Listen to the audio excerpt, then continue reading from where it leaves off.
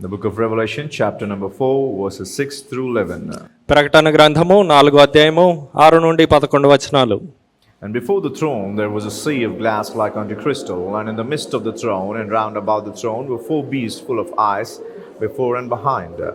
And the first beast was like a lion, and the second beast like a calf, and the third beast had a face as a man, and the fourth beast was like a flying eagle.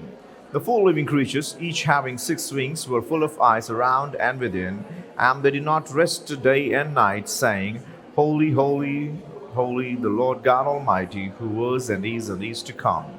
Whenever the living creatures give glory and honor and thanks to him who sits on the throne, who lives forever and ever, the 24 elders fall down before him who sits on the throne and worship him who lives forever and ever, and cast their crowns before their throne, saying, Ye are worthy, O Lord, to receive glory and honor and power, for you created all things, and by your will and pleasure they exist and were created. Sweet Lord, we come and under thy care and protection and under thy anointing we stand here, so that thy word will be manifested unto us, and see that this concealed word will be revealed unto us tonight, and we could see what John could see, the throne room of God, because your word declares that one who has seen and believed is lesser than the one who has not seen and still believed you. But we are here, we believed you without seeing, but we believe that also that you're going to show us now because we believed in you. In Jesus' name we pray. Amen. Amen. And working on the throne room of God, and chapter 4 and 5 talks about the throne room of God. దేవుని యొక్క సింహాసనమున్న గదిని చూస్తున్నాము, దాని గురించి ధ్యానిస్తున్నాము. ప్రకటన గ్రంథం 4-5 అధ్యాయాలు దేవుని యొక్క సింహాసనపు గదిని గురించి వివరిస్తున్నవి. And in this chapter we happen to split the chapter into 6 divisions. ఈ అధ్యాయాన్ని 4వ అధ్యాయాన్ని 6 విభాగాలుగా విభజించి ఉన్నాము. And the first part was the harpazo or the rapture. మొట్టమొదటి భాగము హర్పాజో లేదా సంఘం ఎత్తబడుట. Verse 2 and 3 talked about the throne of God. 2-3 వచనాలు దేవుని సింహాసనమున్న గదిని గురించి చెప్పుచాయి. Verse 4 talked about and gave us an introduction about the 24 elders. 4వ వచనము 24 పెద్దలను గురించి తెలుపుతుంది. Then we've seen in verse 5 the 7 lamps burning. 5వ వచనంలో 7 మండుచున్న దీపాలని చూసాం. Then tonight we're going to work on the 5th part, which is called the 4 living creatures or the 4 living beasts. ఈనాడు 5వ విభాగమైన 4 జీవులను గురించి ధ్యానించబోతున్నాము. 4 living creatures. 4 జీవులు. Now this 4 living creatures, there were 4 in together. ఈ 4 జీవులు అక్కడ ఉన్నాయి దేవుని సింహాసనమున్న గదిలో. And each one they did had 4 faces. ఈ ప్రతి జీవికి వాటి పైన ముఖములు వాటికి ఉన్నవి. One body, ఒకటే శరీరం ఉంది వాటికి, but they got 4 faces. కానీ 4 ముఖములు కలవు. Okay. And these are standing before the throne of God. ఇవి దేవుని సింహాసనం ఎదుట నిల్చొని ఉన్నవి. Long back, around 10 years back, when I used to do a Bible discourse on Sunday evenings, then I happened to speak on a subject called Beno Elohim. 10 సంవత్సరాలకు పూర్వము ఆదివారం సాయంకాలమున ఇలాగే బైబిల్ ధ్యానం గురించి నేను వివరిస్తూ ఉండేవాడిని. దాంట్లో బెనో ఎలోహిం అనే అంశాన్ని గురించి తెలిపి ఉన్నాను. Ben means son, O Elohim means son of God. Ben అనగా కుమారుడు, ఓ ఎలోహిం అనగా దేవుని యొక్క కుమారుడు. And the angel was called as Beno Elohim. దేవదూతని బెనో ఎలోహిం గా పిలిచేవారు, which are the sons of God. అనగా దేవుని కుమారులు అని. But there are different kinds of angels. రకరకాల దేవదూతలు ఉన్నారు. One we call as archangels. ఒకరు ప్రధాన దూతలుగా పిలువబడతారు. Others are called as the seraphim. మిగతా వారు సెరాపులుగా పిలువబడతారు. And others are called as cherubim. మరొక విభాగం ఉంది, వారు కెరూబులుగా పిలువబడతారు. And others are called just as angels. మిగతా వారు దేవదూతలుగా పిలువబడతారు. And the others are called, which we find in the book of Revelation and also in another part of the book, the Old Testament, which we're going to looking in a moment, where we talk about these 4 living creatures. ప్రకటన గ్రంథంలో మరియు పాత నిబంధనలో మనం ఇప్పుడు చూడబోతాం. ఆ భాగంలో ఈ 4 జీవులను గురించి తెలపబడి ఉన్నది. 4 living creatures. 4 జీవులు. So around the throne there are these 4 living creatures. ఈ సింహాసనము చుట్టూ ఈ 4 జీవులు కలవు. Each creature have these 4 faces. ప్రతి జీవికి ఒక్కొక్క ముఖం ఉంది. There's one body. ఒకటే శరీరం ఉంది, but they got 4 faces. కానీ 4 ముఖములు వాటికి కలవు. So tonight we're going to work on a bit of this peculiar creature that we are going to study about why one body would be having four faces. మనం ఈ రాత్రి ఈ ఒకే శరీరము కలిగి 4 విభిన్న ముఖాలు ఉన్న ఈ వింతైన జీవుల్ని గురించి మాట్లాడబోతున్నాం. Now these four creatures that we happen to see it, మనం చూడబోయే ఈ 4 జీవులు అనేవి these are standing around the throne of God. దేవుని సింహాసనము చుట్టూ ఇవి నిలుచొని ఉన్నవి. So we're talking about some creatures which are called angels in general, but specifically in here they call it, they've been called as the four living creatures. కొన్ని జీవుల్ని దేవదూతలుగా పిలుస్తాము, కానీ ఇక్కడ ప్రత్యేకించి 4 జీవులు ఉన్నవి, 4 జీవులుగా పేర్కొనబడినవి. వీటిని గురించి ఇప్పుడు ధ్యానిస్తున్నాం. These are standing around the throne. ఇవి సింహాసనము చుట్టూ నిల్చొని ఉన్నవి. These are certain angels which are specifically called as living creatures. ఈ దేవదూతల్ని జీవులుగా పిలుస్తాము. And there are four of them standing around the throne. సింహాసనము చుట్టూ ఈ 4 దేవదూతలు అనగా జీవులుగా పిలిచే ఈ దేవదూతలు నిల్చొని ఉన్నారు. In this 66th book of the Bible, బైబిల్లోని 66వ గ్రంథంలో we happen to see that John was seeing these four creatures around the throne. సింహాసనము చుట్టూ ఈ 4 జీవులు ఉండుట యోహాను చూస్తున్నాడు. But before we dig into what John is saying, I would like to take you through similar situations where there are different men of God who happen to see the throne of God. యోహాను చూసిన దర్శనంలోనికి వెళ్లే ముందు మిగతా ఎవరైతే పరిశుద్ధులు ఉన్నారో వారు దేవుని సింహాసనాన్ని ఏ రీతిగా చూశారు అనేది చూద్దాం. So first I'm going to go through Isaiah chapter 6. మొట్టమొదటగా యెషయా గ్రంథము 6వ అధ్యాయం చూద్దాం. If you remember where Isaiah happened to see a throne of God being ascended above. యెషయా దేవుని యొక్క సింహాసనము పైకి ఉండుట చూశాడు, సర్వోన్నతమైన స్థలములో ఉండుట చూశాడు. And there he happened to see some angels. అక్కడ కొందరు దేవదూతల్ని తను చూశాడు. Okay. Then we'll go to the book of Ezekiel. యెహెజ్కేల్ గ్రంథానికి వెళ్తే Now Ezekiel happens to see two different dreams, two different times. యెహెజ్కేలు 2 విభిన్న కాలాల్లో 2 విభిన్న స్వప్నాలు చూశాడు. And he also is seeing or watching this beautiful scenario that these creatures are the angels which were around the throne. అక్కడ కూడా అతను ఈ అద్భుతమైన దృశ్యాన్ని చూస్తున్నాడు. ఈ 4 జీవులు లేదా 4 దేవదూతలు సింహాసనం చుట్టూ నిల్చొని ఉండుట. So first we're going to go through Isaiah. మొట్టమొదటగా యెషయా గ్రంథాన్ని చూద్దాం. What Isaiah was looking at the throne. సింహాసనంలో ఏం చూస్తున్నాడు అతను? And what kind of angels was Isaiah looking? యెషయా ఏ దేవదూతల్ని చూస్తున్నాడు? Okay, now when I say angels, it could be different kinds of sects among them. దేవదూతలు అని చెప్పినప్పుడు ఆ దేవదూతల్లో రకరకాల విభాగాలు ఉంటాయి. For example, the archangels called Gabriel and Michael. ఉదాహరణకి ప్రధాన దూతల్ని గబ్రియేలు మరియు మిఖాయేలుగా పిలుస్తాం. Once even an archangel was also Lucifer. ఒకనాటి ప్రధాన దూత అయిన లూసిఫర్ కూడా ఉండెను. Okay, these are also angels. వీరు కూడా దేవదూతలే. And I don't know about Gabriel and Michael, but for surely I know that Lucifer was a cherub. Gabriel మిఖాయేలు సంగతి నాకు తెలియదు, కానీ లూసిఫర్ మాత్రము కెరూబై ఉన్నాడు. Okay, it's specifically written in the book of Ezekiel chapter 28 where he says that he was a cherub who'd been created by God. యెహెజ్కేలు గ్రంథం 28వ అధ్యాయంలో స్పష్టంగా తెలుపబడి ఉన్నది దేవునిచే సృష్టించబడిన కెరూబు లూసిఫర్ అని. So among the cherubs, or among the cherubims, this cherub Lucifer was once the archangel. సృష్టించబడిన కెరూబిల్లో Lucifer అనే కెరూబు ప్రధాన దూతగా ఉండెను. Similarly, as of now, we know that there's Gabriel and Michael who are also archangels, but we don't know whether they're seraphims or they're cherubs or seraphs or living creatures. We are not aware of it.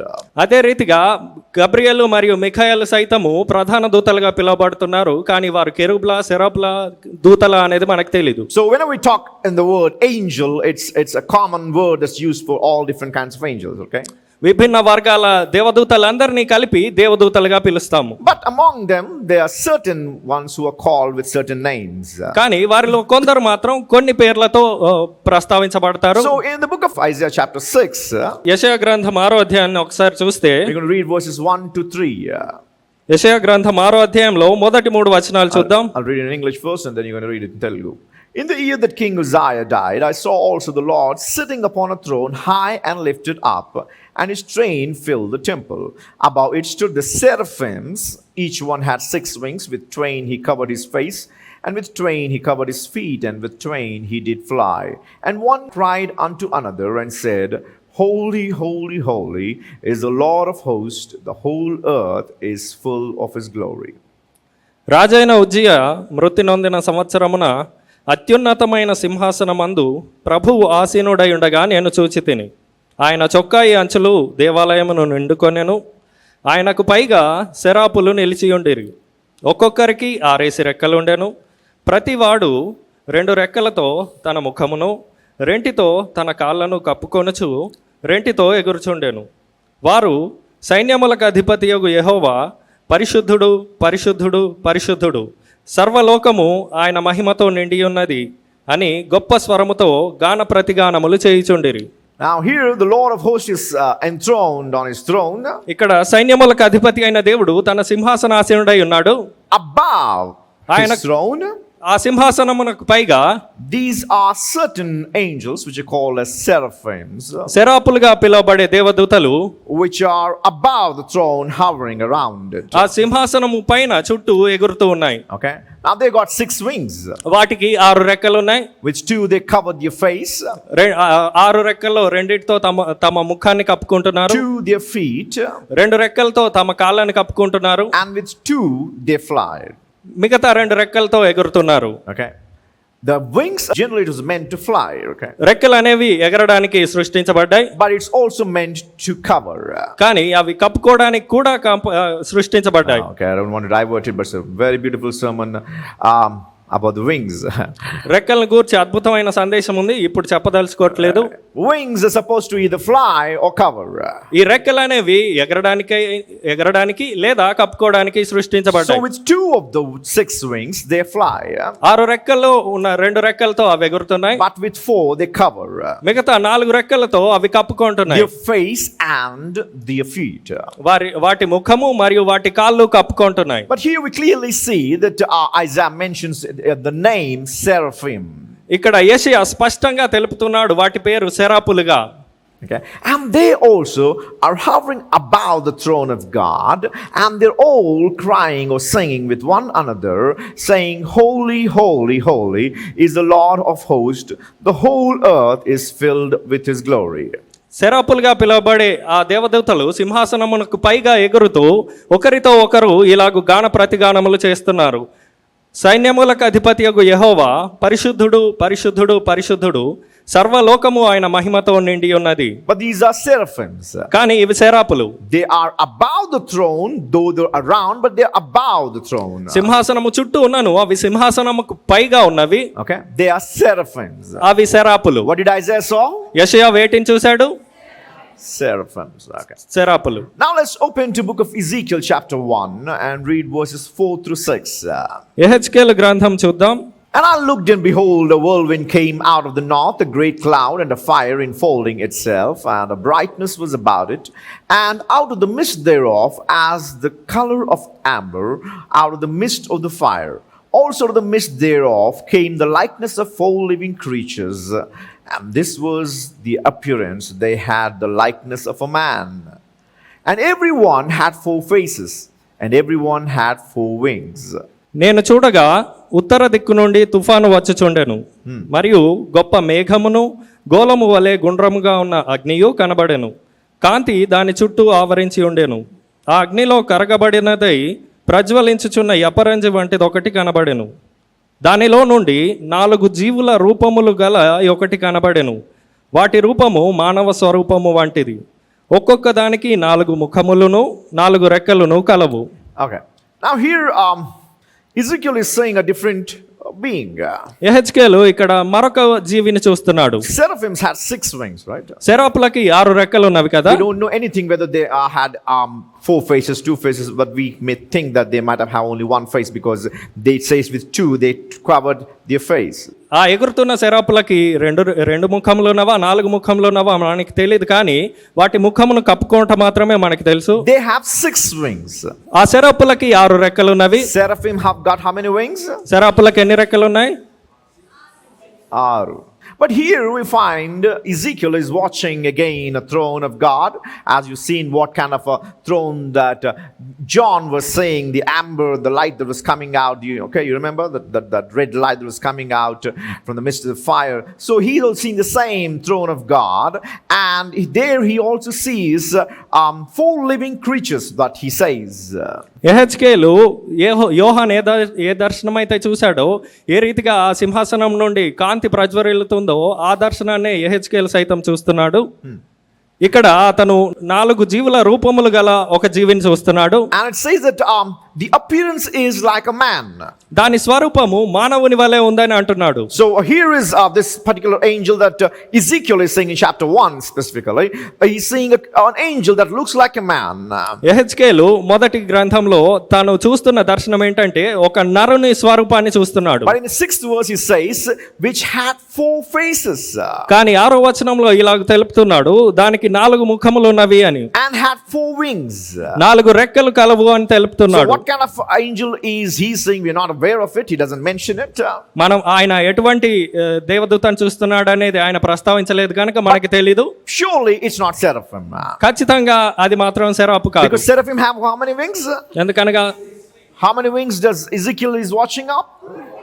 Oh, being which has a likeness of a man, but a face, he's got 4 faces with 4 wings. నరుని వంటి స్వరూపాన్ని చూస్తున్నాడు, కానీ ఆ జీవికి 4 ముఖములు ఉన్నవి, 4 రెక్కలు ఉన్నవి. If we come down to verse 10, 10వ వచనంకి వస్తే it says, as for the likeness of their faces, therefore have the face of a man and the face of a lion on the right side, and therefore have the face of an ox on the left side, therefore had also the face of an eagle. ఆ 4 ఎదుటి ముఖ రూపములు మానవ ముఖము వంటివి, కుడి పార్శ్వపు రూపములు సింహముఖము వంటివి, ఎడమ పార్శ్వపు ముఖములు ఎద్దు ముఖము వంటివి, 4 పక్షిరాజు ముఖము వంటి ముఖములు కలవు. So one body, ఒకటే శరీరం ఉంది, just like a man, ఒక నరుని లాగానే ఉంది, but 4 faces. కానీ 4 ముఖములు ఉన్నాయి. One is like a man, ఒకటి నరుని వంటి రూపము, and the other one is an eagle, మరొకటి పక్షిరాజు వంటి ముఖము, and the other side is a lion, కుడివైపు సింహముఖము, and on the left side is an ox, ఎడమ వైపు ఎద్దు వంటి ముఖ రూపము, and on the other side it's an eagle.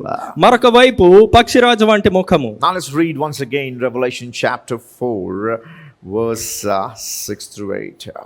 మరొక మారు చూద్దాము ప్రకటన గ్రంథం 4వ అధ్యాయంలో 6 నుండి 8 వచనాలు. ఆ సింహాసనం ఎదుట స్ఫటికమును పోలిన గాజు వంటి సముద్రం ఉన్నట్టుండెను. ఆ సింహాసనమునకు మధ్యను సింహాసనము చుట్టూను ముందు వెనక కన్నులతో నిండిన 4 జీవులు ఉండెను.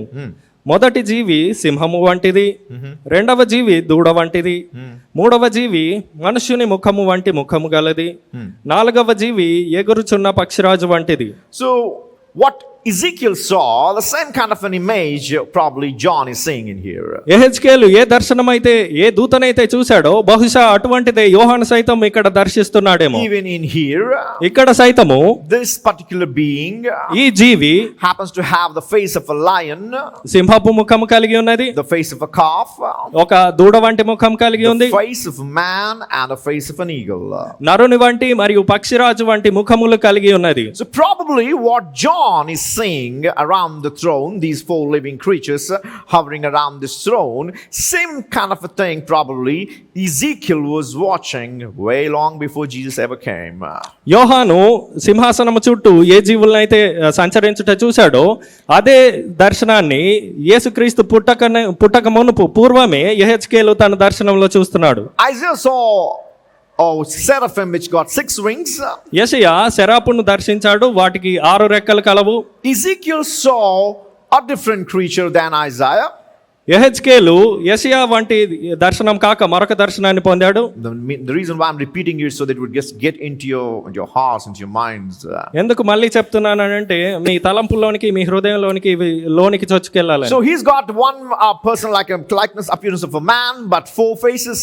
నరుని వంటి రూపాన్ని చూస్తున్నాడు కానీ 4 ముఖాల్ని చూస్తున్నాడు. And what are those? అవి ఏంటి? First one is what? A man. మొట్టమొదటిది నరుని వంటి ముఖము, The second is a lion. రెండవది సింహ రూపము, Third is an ox.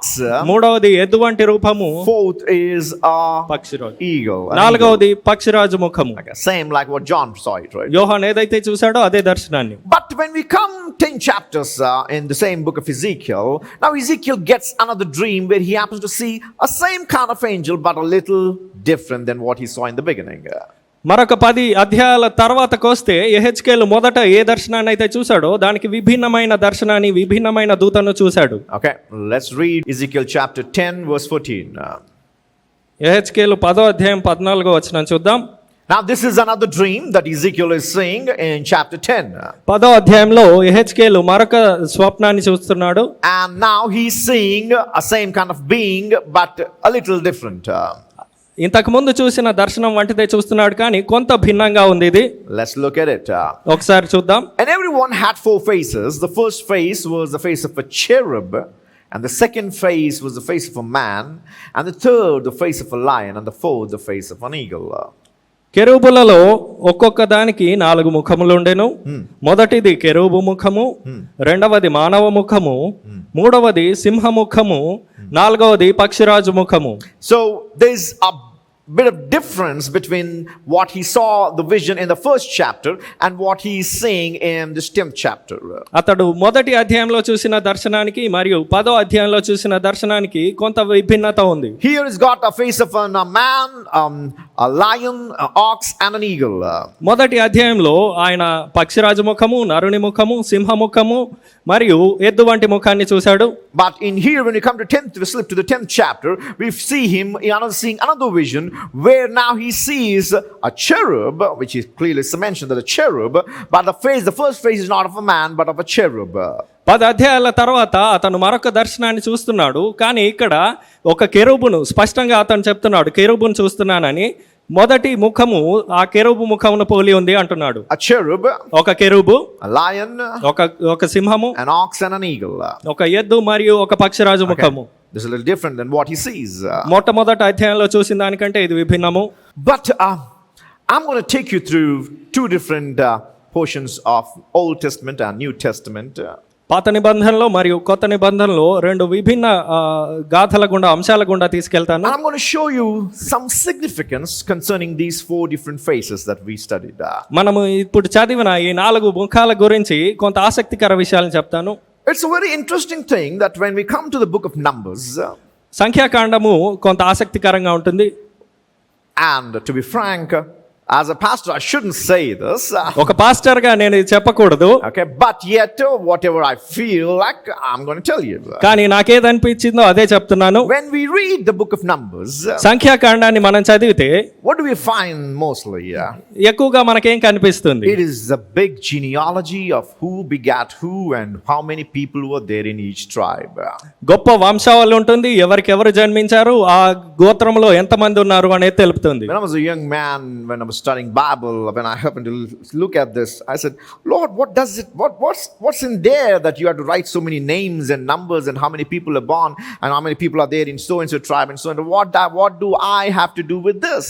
నేను బాలునిగా ఉన్నప్పుడు ఈ సంఖ్యాకాండాన్ని చూసినప్పుడు, దేవా ఎందుకు వీరికి ఇంతమంది జన్మించారు, వీరికి ఇంతమంది జన్మించారు, ఈ గోత్రంలో ఇంతమంది ఉన్నారని ఈ లెక్క నాకెందుకు అని నేను అడిగాను. But by the time I came to Revelation, కానీ ప్రకటన గ్రంథం దగ్గరికి వచ్చినప్పుడు the thing that's concealed in the book of Numbers has been revealed in the book of Revelation chapter 4. సంఖ్యాకాండంలో ఏదైతే మరుగుపరచబడిందో అది ప్రకటన గ్రంథం 4వ అధ్యాయంలో ప్రత్యక్షపరచబడింది. Okay, quite an interesting thing. చాలా ఆసక్తికరమైన But విషయం. before we go to Numbers, సంఖ్యాకాండానికి వెళ్లే ముందు I would like to show you something else in the New Testament. నూతన నిబంధనలో మరొకటి చూపిస్తాను మీకు. If you look when we start the book, the New Testament, నూతన నిబంధనని ప్రారంభిస్తే we've got 4 Gospels.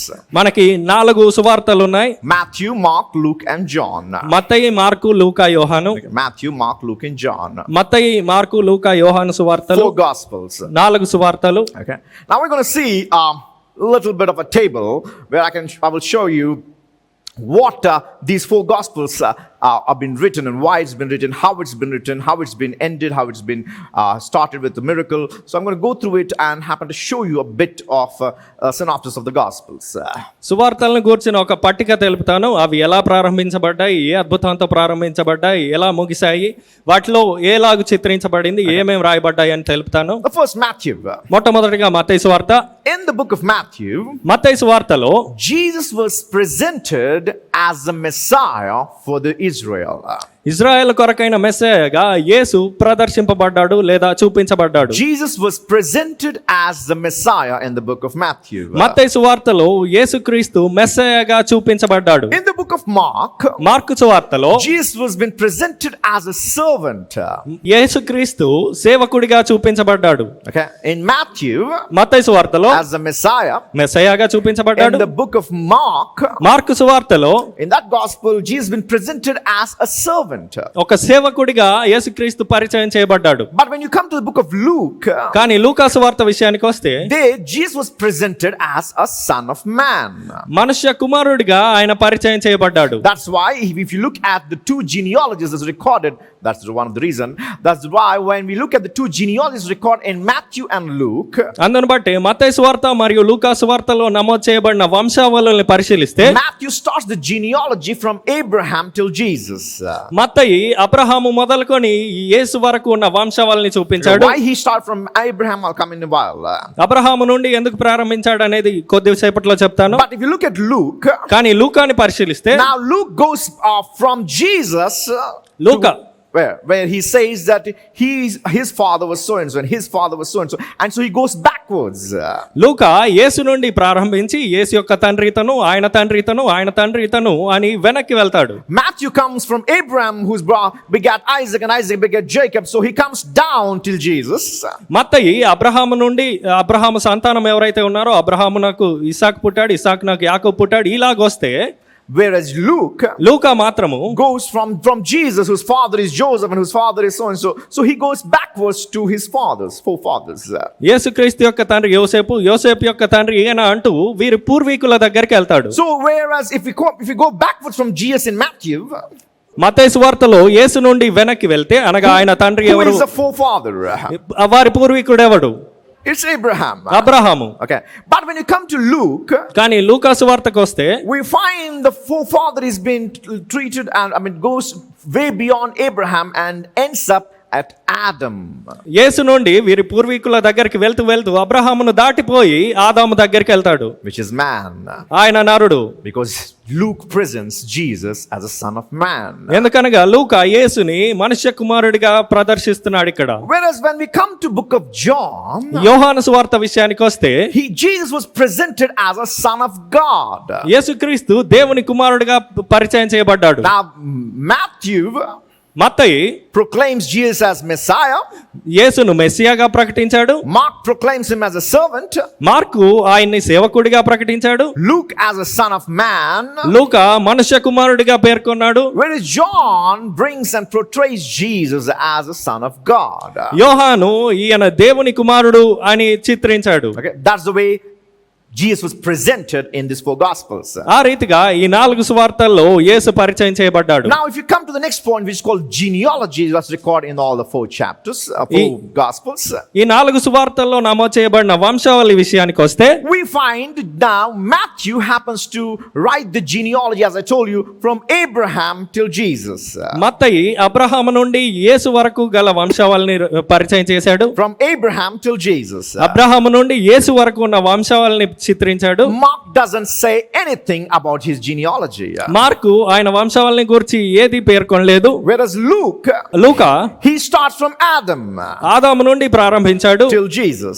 ఆదాము నుండి యేసు వరకు గల వంశావళిని చిత్రించాడు. But if you look in the book of John, కానీ యోహాను సువార్తను పరిశీలిస్తే he also talks about the genealogy of Jesus in a hidden manner. ఈయన కూడా ఒక నిక్షిప్త రీతిలో యేసుక్రీస్తు యొక్క వంశావళిని తెలిపాడు. He says that this is from eternal to eternal. శాశ్వతము నుండి శాశ్వత కాలం వరకు అని తెలుపుతున్నాడు He ఆయన. writes, in the beginning was the word and the word was with God and the word was God and nothing was formed without him and that word became flesh and dwelt amongst us, which we beheld his glory and his name is Jesus Christ.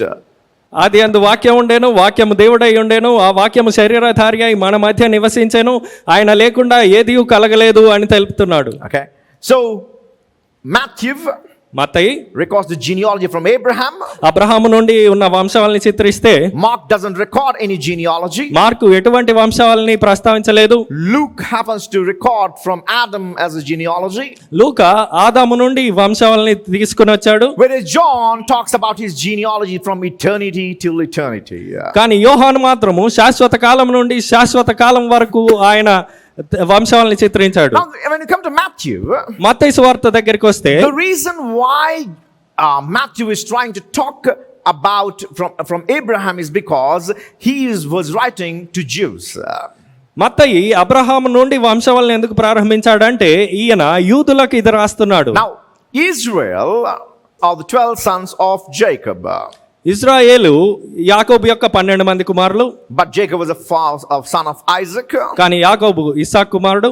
Isaac was a son of Abraham. ఇస్సాకు అబ్రహాము కుమారుడు. So legalistically they been made as a covenant people and they happen to come into a covenant with God, and so that's the reason why Matthew is trying to talk the legalistic line of Jesus. చట్టబద్ధంగా ఈ ఇజ్రాయేలీయులు అనే వారు నిబంధన జనాంగము, వీరితో ఉన్న నిబంధన కారణంగా యేసుక్రీస్తు యొక్క వంశావళిని అబ్రహాము నుండి ఈ మత్తయి ప్రారంభిస్తున్నాడు. So what till he happens to go to his roots, which is Abraham, who is the forefather of all Jews. యూదులందరికీ పితరుడైన Abraham నొద్దకు ఈయన వంశావళి యొక్క క్రమాన్ని తీసుకెళ్తున్నాడు. Till Abraham they were all Gentiles. Abraham వరకు ఉన్న వారందరూ అన్యులు. From Adam till Abraham. ఆదాము నుండి అబ్రహాం వరకు. Abraham, Abraham, Seth, Setu, Abel, హేబెలు, Enoch, హనోకు, Methuselah, Lamech, లామెక్, Noah, Noah, every one of them. వారిలో ప్రతి ఒక్కరు, తెరహు, షేము, every one of them వారిలో ప్రతి ఒక్కరు all treated as Gentiles. అన్యులుగానే పేర్కొనబడ్డారు. But when it came to Abraham, కానీ అబ్రహాం విషయానికి వస్తే God cut a covenant with Abraham. దేవుడు అబ్రహాంతో ఒక నిబంధన చేసుకున్నాడు. And because they came into covenant with God, దేవునితో నిబంధనలోనికి వీరు వచ్చినందున they are legally bound with God. వారు దేవునితో చట్టబద్ధంగా బంధితులయ్యారు. They are a covenant generation. వీరు నిబంధన జనాంగము. And that's why Matthew starts from Abraham. He said, I don't care who my forefather of Abraham was. All I know is the covenant was cut with Abraham. అందును బట్టి మత్తయి Abraham యొక్క పితరులు ఎవరో నాకు తెలియదు, అబ్రహాము నిబంధన చేసుకున్నాడు కనుక అబ్రహాము నుండి నేను ఈ వంశావళిని చిత్రిస్తానని అతను చిత్రించాడు. If you look, that's the reason why I told it's legally. అందును బట్టి చట్టబద్ధంగా అని చెప్పాను నేను. అర్థమైందా చట్టబద్ధంగా అంటే? Because the covenant was cut from Abraham. Abraham నుండి నిబంధన చేసుకొనబడింది కనుక. The word Jews happened to come from Abraham. యూదులు అనే పదం అబ్రహాము నుండి వచ్చింది. So from there it counted and they are that generation. అక్కడి నుండి లెక్కించబడింది ఒక జనాంగంగా. Okay, Mark doesn't bring forth any genealogy of Christ. Mark క్రీస్తు యొక్క వంశావళిని చిత్రించలేదు. But Luke, కానీ లూకా, when he happens to write down, లూకా వంశావళిని రాసినప్పుడు he talks the bloodline connected to Adam.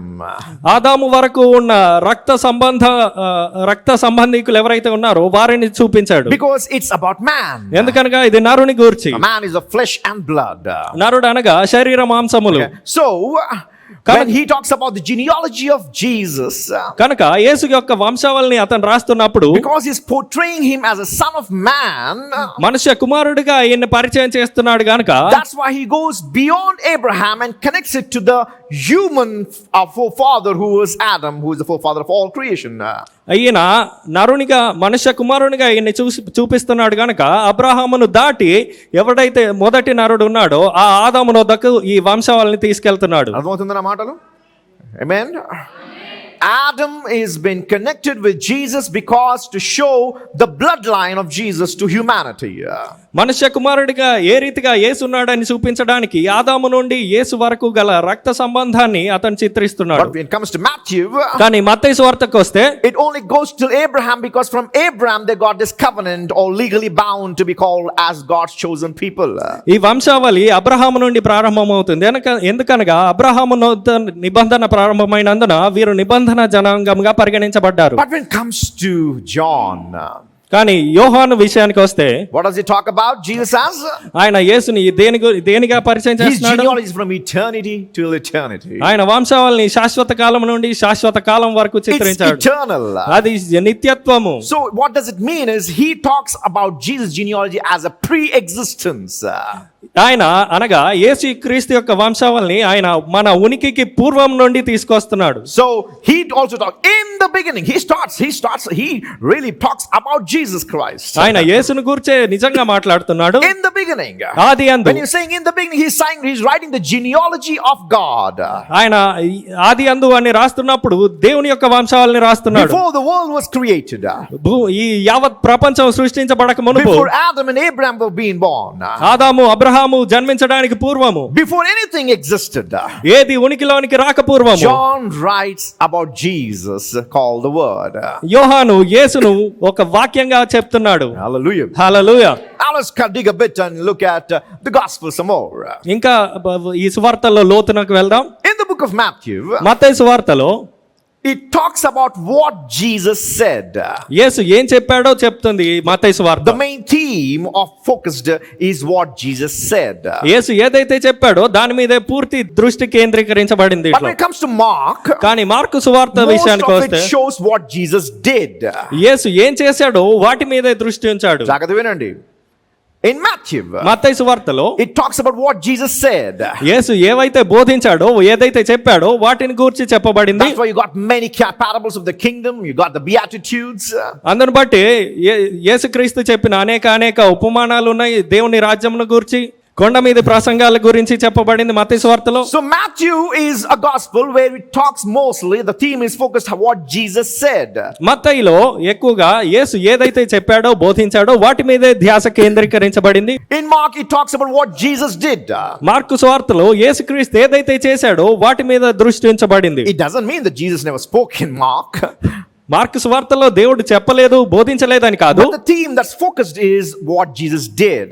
కానీ ఎక్కువగా దేవుడు చేసిన కార్యాల మీద దృష్టి కేంద్రీకరించబడింది. When it comes to Luke, లూకా సువార్తకు వస్తే it talks about how Jesus felt. What Jesus felt. యేసు ఏదైతే అనుభవించాడో దాని గురించి చెప్పబడింది. Okay, in Matthew, మత్తయి సువార్తలో it says what Jesus said. యేసుక్రీస్తు బోధించిన బోధల గురించి చెప్పబడింది. In Mark, మార్కు సువార్తలో what Jesus did.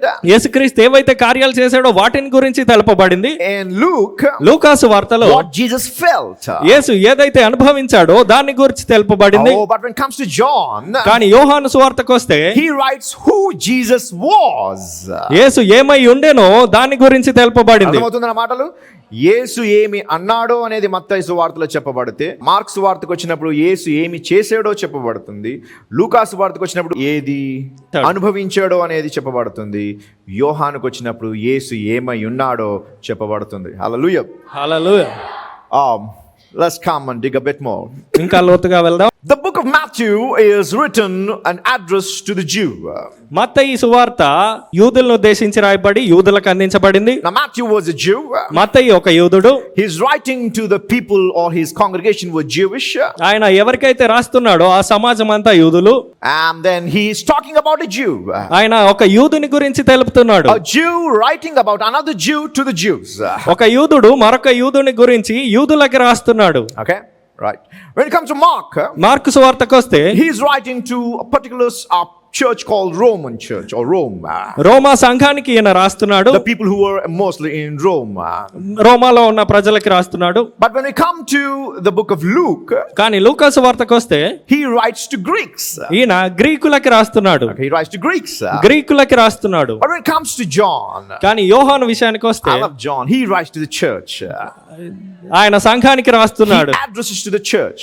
సంఘానికి ఉద్దేశించి రాస్తున్నాడు. Now Roman and Greeks both are called as pagans.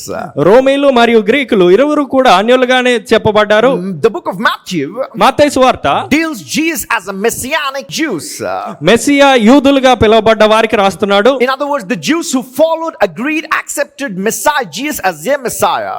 అనగా యేసును ఎవరైతే మెస్సియాగా అంగీకరించి ఆయన అనుసరించారో ఆ యూదులకి రాస్తున్నాడు. Now there are many Jews. అనేక మంది యూదులు ఉన్నారు. But the other part of the Jews are those people who do not accept Jesus as the Messiah till now. కానీ యూదుల్లో ఒక వర్గము ఇప్పటి వరకు యేసును మెస్సియాగా అంగీకరించలేదు. Okay? The people like Nicodemus and Caiaphas and all of the Pharisees and the Sadducees. నికోదేము మరియు పరిసయ్యులు సద్దుకయ్యులు వీరు అంగీకరించలేదు. Many of the majority of the Jews there didn't accept Jesus as the Messiah. అనేక మంది యూదులు యేసును మెస్సియాగా అంగీకరించలేదు. But among the Jews, కానీ ఆ యూదుల్లోనే the 12 apostles 12 మంది అపోస్తలులు and many people around when they happened to hear the gospel from Jesus Christ, యేసుక్రీస్తు నుండి విన్న సువార్తల్ని బట్టి ఆయన అనుసరించారు. they accepted Jesus as the Messiah. వారు యేసును మెస్సియాగా అంగీకరించారు. So the Jews have been now segregated, and the one who happened to accept Jesus are called as Messianic Jews. కనుక ఇప్పుడు ఈ యూదులు అనేవారు వర్గీకరించబడ్డారు. ఎవరైతే యేసును అంగీకరిస్తున్నారో మెస్సియాగా వారు మెస్సియా యూదులుగా పిలువబడ్డారు. Now here in Mark and Luke, ఇక్కడ మార్కు మరియు లూకా సువార్తల్లో there are a whole lot of Gentiles. పూర్తిగా అన్యులు ఉన్నారు అనేకులు. But in the Gentiles, కానీ ఆ అన్యులలో there's Roman Gentiles and Greek Gentiles. రోమీయులైన అన్యులు గ్రీకులైన అన్యులు ఉన్నారు. The Roman Gentiles who followed Messiah, Mark is writing to them. ఈ రోమాలో ఉన్న అన్యులు ఎవరైతే ఉన్నారో యేసును అనుసరించిన వారు వారికి మార్కు రాస్తున్నాడు. And to the Greek Gentiles, Luke is writing. గ్రీకులో ఉన్న అన్యులకి ఈ లూకా రాస్తున్నాడు. In other words, అనగా whenever you see in the Bible Jew or Greek, బైబిల్లో యూదుడు గ్రీకుడు అని మీరు గమనించినప్పుడు it always talks about the pagans and the Jews.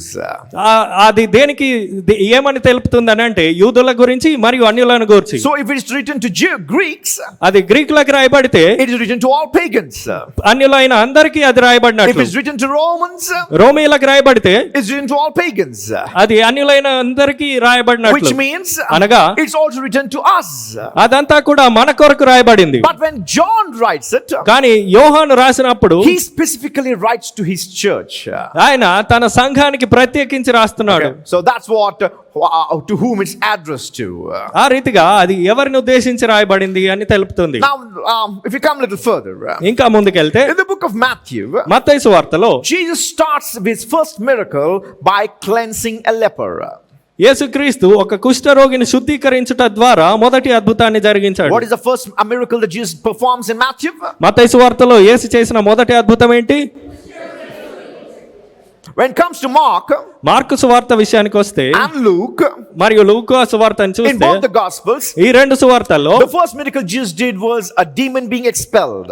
ఈ మార్కు మరియు లూకా సువార్తలో జరిగించిన మొట్టమొదటి అద్భుతము దురాత్మల్ని వెళ్ళగొట్టుట. When it comes to John, యోహాను సువార్త విషయానికి వస్తే he turns water to wine as the first miracle. ఆయన చేసిన మొట్టమొదటి అద్భుతంగా నీటిని ద్రాక్షారసంగా మార్చడం అనేది చూస్తాం. I could stay on this and just preach a beautiful sermon here for 2 hours, but we don't have time. First miracle in Matthew is leper being cleansed. మొట్టమొదటి అద్భుతం మత్తయి సువార్తలో లిఖించబడింది కుష్ఠరోగిని శుద్ధీకరించుట. Mark and Luke, demon being expelled.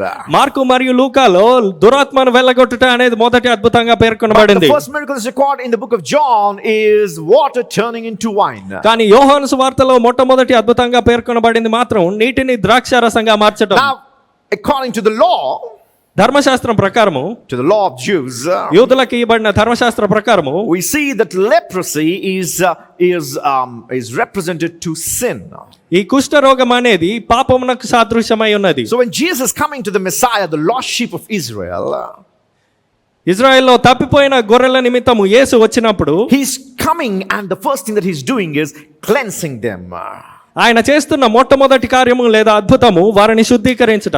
Bringing them from the law of sin and death, పాపము మరియు మరణము అనే ధర్మశాస్త్రము నుండి వారిని బయటకు తెస్తున్నాడు. and he's cleansing their sins, వారి పాపాలను శుద్ధీకరిస్తున్నాడు. not through the law, ధర్మశాస్త్రము ద్వారా కాదు, but by faith in Jesus Christ. యేసుక్రీస్తులో ఉన్న విశ్వాసమును బట్టి. So that's the reason why he performs when he records Jesus cleansing the leper in the book of Matthew. అందును బట్టి మత్తయి సువార్తలో మొట్టమొదటి అద్భుతంగా ఈ కుష్ఠరోగిని శుద్ధీకరించుట అనేది పేర్కొనబడింది. Though the whole of the law was given exclusively to Israel, ఈ ధర్మశాస్త్రం అంతయు ప్రత్యేకించి యూదులకే ఇజ్రాయేలీలకే అందించబడినప్పటికీ all promises, covenants, ordinances, everything belongs to Israel. వాగ్దానాలు, నియమాలు మరియు నిబంధనలు ఇవన్నీ కూడా యూదులకు లేదా ఇజ్రాయేలీలకే చెందుతాయి. I'm not saying the New Testament, one of the greatest writer of the New Testament, Paul, is saying that. నేను చెప్పట్లేదు నూతన నిబంధనలో ఒక గొప్ప సువార్తికుడైన పౌలు తెలుపుతున్నాడు. So all of this law has been given to Jews.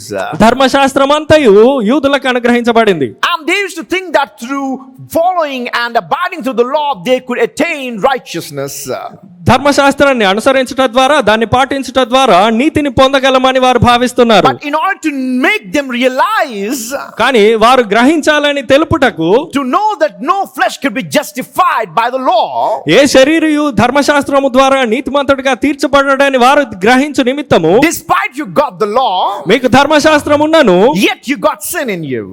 మీలో ఇంకను పాపం ఉంది. In fact, the law determines how great a sin you got inside of you. వాస్తవానికి ధర్మశాస్త్రం అనేది నీలో ఎంత గొప్ప పాపం ఉందో తెలుపుతుంది. In other words, the law determines and tells you how great sinner you are. అనగా వాస్తవానికి ధర్మశాస్త్రం అనేది నిన్ను నిర్ధారిస్తుంది నీవు ఎంత గొప్ప పాపివి అనేది. In other words, the law determines and declares and decrees that you are a sinner.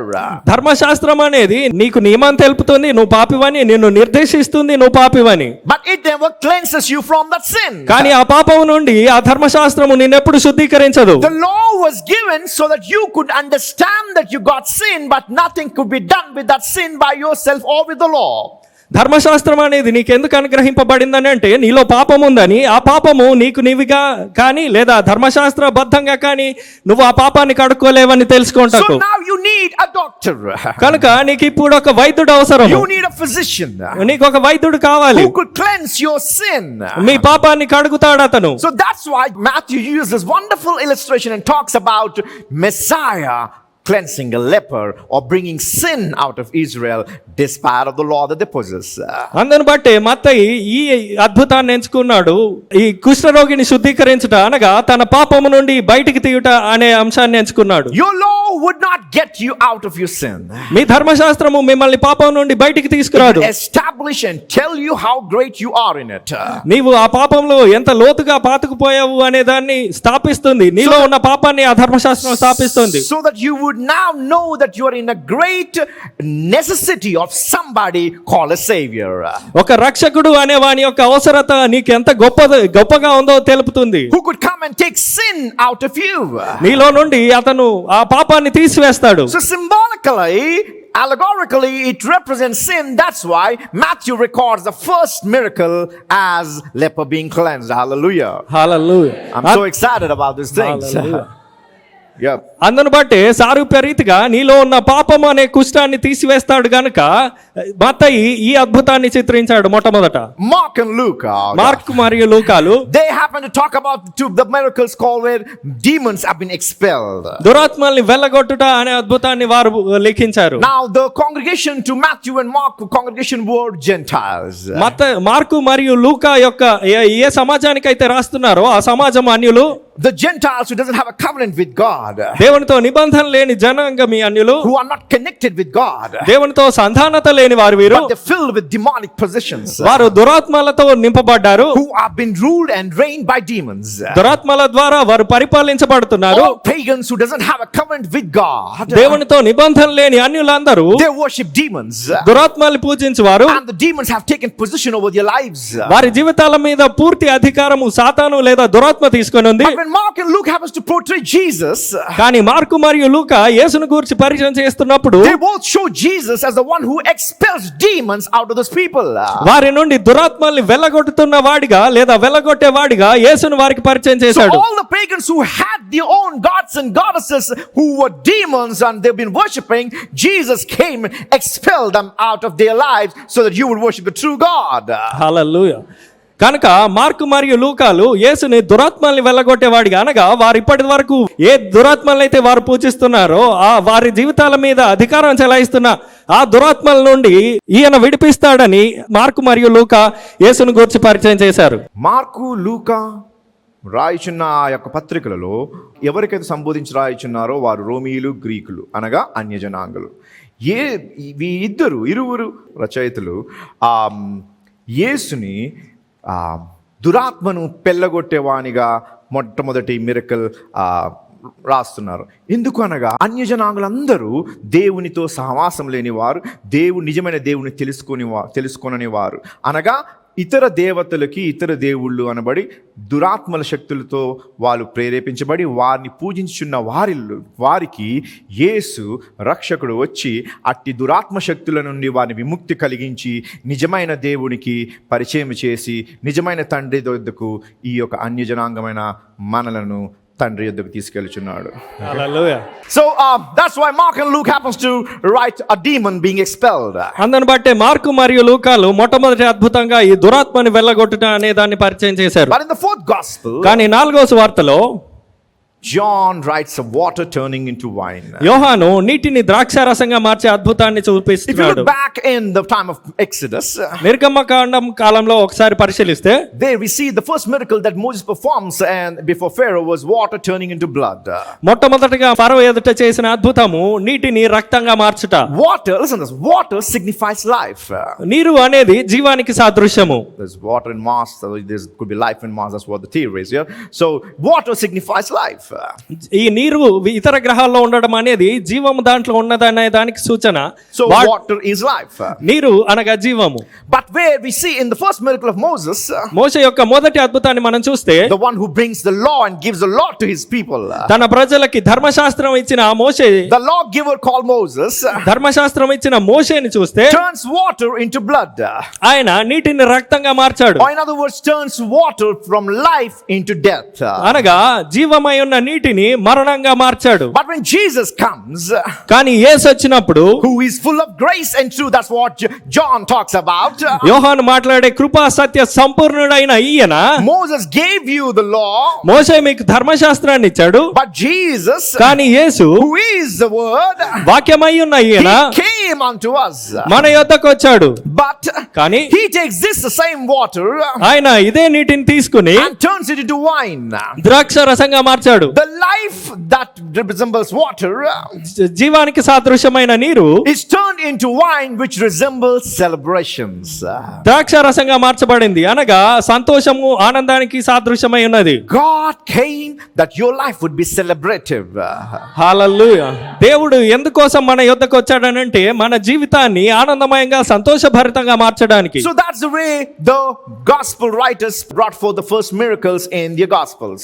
ఆ రీతిగా ఈ సువార్త రచయితలందరూ మొట్టమొదటి అద్భుతాలను చిత్రీకరించారు. Okay, now the last part. ఇప్పుడు చివరి భాగము, The gospel of the writer of Matthew, or Matthew himself, మత్తయి రాసిన గ్రంథకర్త అయిన మత్తయి, he ends the gospel with the resurrection of Jesus. ఆయన తన సువార్తని యేసుక్రీస్తు యొక్క పునరుద్ధానంతో ముగించాడు. దేంతో ముగించాడు? Okay. When it comes to Mark, mark సువార్త విషయానికి వస్తే, that he concludes his gospel with the ascension of Jesus Christ. ఆయన తన సువార్త యొక్క ముగింపు యేసుక్రీస్తు యొక్క ఆరోహణంతో ముగించాడు. Matthew records that Jesus died on the cross, buried in the grave, but rose as a resurrected savior and showed himself to the people on the earth. మత్తయి తన సువార్తను ఎలాగ ముగించాడనంటే, శిలువ మీద ఆయన మరణించి సమాధి చేయబడి మరలా పునరుద్ధానుడై భూమి మీద తన ప్రజలకు ప్రత్యక్షమగుటతో ఈ సువార్తను ముగించాడు. Mark goes a step further. కానీ మార్కు మరొక అడుగు ముందుకేసి, Who talks that Jesus been crucified, buried, resurrected, but ascended to the Father. యేసుక్రీస్తు శిలువ వేయబడి సమాధి చేయబడి పునరుద్ధానుడై తండ్రి యొద్దకు ఆరోహణ మగుటతో తన సువార్తను ముగించాడు. Oh, but Luke and John a little different. కానీ లూకా మరియు యోహాను కొంత విభిన్నంగా ముగించారు. When Luke writes, లూకా రాసినప్పుడు he talks about the crucifixion, శిలువ మరణాన్ని గురించి రాశాడు, the burial, సమాధి చేయబట్టాన్ని the గురించి, resurrection, పునరుద్ధానాన్ని గురించి, the ascension, ఆరోహణాన్ని గురించి, but also the promise of the Holy Spirit. అది మాత్రమే కాదు పరిశుద్ధాత్మ యొక్క వాగ్దానం కూడా నమోదు చేశాడు. He says God has promised that he is going to give the Holy Spirit, so wait upon it. లూకా దేంతో ముగించాడనంటే, ఆయన పరిశుద్ధాత్మను అనుగ్రహిస్తాననే వాగ్దానం చేశాడు గనక దాని కొరకు నిరీక్షణ కలిగి ఉండండి అని. When it comes to John, యోహాను సువార్తకు వస్తే he goes for a step ahead of Luke. ఈయన లూకా కంటే మరొక అడుగు ముందుకేసి Listen so carefully. He talks about the crucifixion, ఆయన శిలువ మరణాన్ని గురించి, the burial, సమాధిని గురించి, the resurrection, పునరుద్ధానాన్ని గురించి, the ascension, ఆరోహణాన్ని గురించి, the promise of the Holy Spirit, Spirit. పరిశుద్ధాత్మను గురించిన వాగ్దానమును గురించి, But he also tells that he's going to return back once again to the earth. అది మాత్రమే కాదు, ఆయన మరొక మారు ఈ భూమి మీదకి తిరిగి వస్తాడని పేర్కొన్నాడు. Luke wrote about the promise of the Holy Spirit coming to earth. లూకా పరిశుద్ధాత్ముని యొక్క వాగ్దానము భూమి మీదకి వస్తుందని రాశాడు. But John also talks about the promise of Messiah coming again on the clouds with the 10,000s of angels upon this earth. కానీ యోహాను మాత్రము యేసుక్రీస్తు మేఘారూఢుడై తన 10,000 మంది పరిశుద్ధులతో తిరిగి భూమి మీదకి వస్తాడని రాశాడు. These are the ways that these people end their gospels. ఈ రీతిగా వారు తమ సువార్తల్ని ముగించారు. Now Matthew, when he ended with resurrection, Mattayi listen carefully, తన సువార్తను పునరుద్ధానంతో ముగించాడు. it's done. అది అయిపోయింది. When Mark finished his gospel with Mark- the ascension, mark తన సువార్తను ఆరోహణంతో ముగించాడు. that's done. అది సమాప్తము. But when Luke happened to conclude his gospel with the promise of the Holy Spirit, లూకా పరిశుద్ధాత్మని యొక్క వాగ్దానముతో తన సువార్తను ముగించాడు. he ends it saying, part 1 finished. ఆయన మొదటి భాగం పూర్తయింది అని రాశాడు. And then he goes and starts, the same person happened to write the epistles of the Acts, or the Acts of the Apostles, which is the sequel of what Luke wrote as a gospel. లూకా ఏదైతే సువార్తను రాశాడో దానికి కొనసాగింపుగా అపోస్తల కార్యాన్ని రాశాడు. So when he's talked about the promise of the Holy Spirit, listen very carefully, church. ఆయన పరిశుద్ధాత్మని యొక్క వాగ్దానాన్ని గురించి He మాట్లాడాడు. showed the fulfillment of the Holy Spirit in the book of Acts chapter number 2. అపోస్తల కార్యం 2వ అధ్యాయంలో ఆ వాగ్దానం ఏదైతే ఉందో అది నెరవేర్చుట చూపించాడు. Luke gospel has a sequel which is called the book of Acts. లూకా సువార్తకి కొనసాగింపు ఉంది, అదే అపోస్తల కార్యములు. Here we see the promise, the gospel being ended with the promise of the Holy Spirit. ఈయన యొక్క సువార్త పరిశుద్ధాత్మని వాగ్దానంతో ముగించబడింది. Oh, but when it comes to the book of Acts, కానీ అపోస్తల కార్యంలోనికి వస్తే he proclaims and shows the fulfillment of God's promise as the Holy Spirit came in the chapter number 2 of the book of Acts. అపోస్తల కార్యం 2వ అధ్యాయంలో ఆయన ఏదైతే పరిశుద్ధాత్మను వాగ్దానం చేశాడో దాని యొక్క నెరవేర్పును చూడొచ్చు మనం. John said, యోహాను అన్నాడు, I'm not lesser than you. నేను నీకంటే తక్కువ అని కాదు. So the one who promised about the return of Jesus Christ in John, యోహాను సువార్తలో ఆయన యొక్క 2వ రాకడను గురించి ఏదైతే వాగ్దానం చేసి ఉండెనో he fulfilled it in the book of Revelation, where we talk about Jesus coming at the second place with the 10,000s of angels, where that would be very soon fulfilled. ప్రకటన గ్రంథంలో ఏ రీతిగానైతే తన సువార్తను ముగించాడో దాన్ని ప్రకటన గ్రంథంలో ఆయన రాస్తున్నాడు. ఆయన తన 10,000 మంది పరిశుద్ధులతో మేఘారూఢుడై త్వరలో రాబోతున్నాడు అని. Luke had a sequel as called as Acts. లూకా కొనసాగింపుగా అపోస్తల కార్యం రాశాడు. Second part of Luke is Acts. లూకా యొక్క 2వ భాగం అపోస్తల కార్యములు. Oh, the last part of John is Revelation, యోహాను యొక్క చివరి భాగము ప్రకటన గ్రంథం, where the promise will be fulfilled very soon. త్వరలో నెరవేరబోతున్న వాగ్దానము. Hallelujah. Hallelujah. Glory to God. దేవునికే మహిమ. Okay, that's what you might be wondering, why did I talk all this? మీరు అనుకోవచ్చు ఎందుకు నేను వాటిని గురించి చెప్తున్నాను. There's only one common factor that we understood is number 4. That's what we saw. But all these things, I don't know why pastor is talking all these things. మనం చూసింది ఒకటే, 4 అనే సంఖ్యను గురించి చెప్తూ ఎందుకు ఈ సువార్తలను గురించి ప్రస్తావించాడని మీరు అనుకోవచ్చు. The only common thing that we find is 4, the number 4. మనం చూసిన వీటిలో ఏకంగా ఉన్న ఒకే ఒక విషయం 4 అనే There's సంఖ్య. no connection between the 4 faces 4 ముఖాలకి and 4 gospels. 4 సువార్తలకి సంబంధమే లేదు. Whatever I threw at you till now, ఇప్పటిదాకా మీకు ఏదైతే చెప్పానో it has no connectivity with 4 faces. 4 ముఖాలతో వీటికి సంబంధం లేదు. The only common factor that I told you till now is number 4. ఇప్పటిదాకా నేను చెప్పిన వాటిలో సామాన్యంగా లేదా ఏకంగా ఉన్న విషయం 4 అనే సంఖ్య మాత్రమే. But let me wait a minute, I'm going to come till there. But before that, let's jump back to Old Testament. దాని గురించి ఇంకా ముందుకు వెళ్ళినప్పుడు చెప్పుకుందాం. ఇప్పుడు పాత నిబంధనలోనికి వద్దాం. Let's go to the book of Numbers. సంఖ్యాకాండాన్ని ఒకసారి పరిశీలిద్దాం. Go home and read it. ఇంటికి వెళ్ళి చదవండి. Chapter 2.